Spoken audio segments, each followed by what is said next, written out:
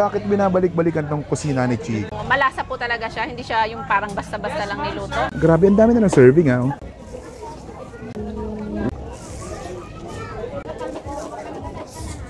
Ba?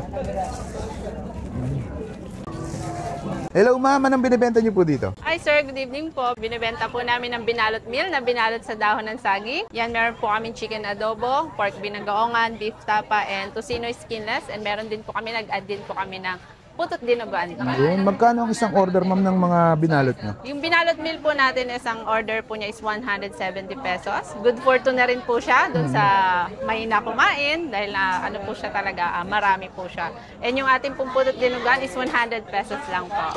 Okay. Di ba kayo yung nasa Saudulan ma'am? Yes, kami po yung nasa Saudulan. May pwesto rin po kami doon. Anong ginagawa niyo dito sa Maple?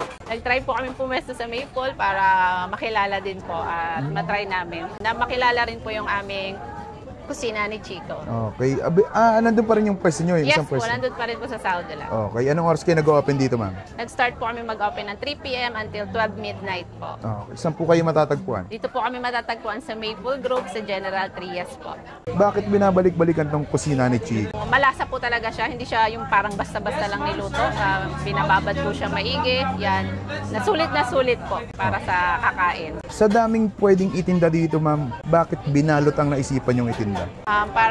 Kasi po para sa atin yung mga sinauna, yan po yung mga sinauna nating mga food na noon is nasa binalot po siya sa dahon ng saging. Sige ma'am, pa-order po ako ng isang beef tapa. Yes po sir, gagawin po natin yan. 170 pesos, may kasama ng drinks yon.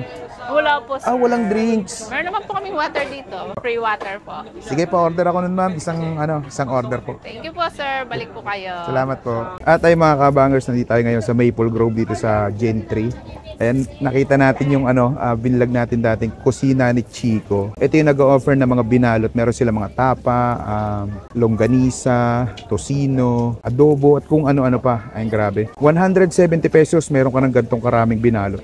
Ang in-order ko pala yung tapa. Ayan, may kamatis, may itlog, may suka na rin. Merong anghang at merong suka lang. Okay, tikman nga natin kung ganun pa rin yung lasa nito. Grabe, ang dami na ng serving ha.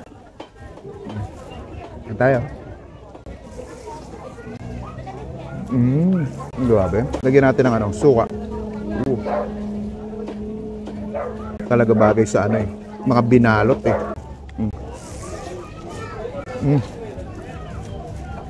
Mas sumarap. Masarap ng lasa niya. Sakto-sakto lang yung alat na may konting tamis. Ang lambot nung karne, nung karne baka. Sulit na to sa sa 170 pesos. Natutuwa. Log.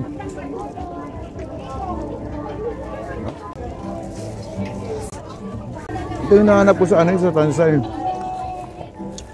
Hindi ko na makita.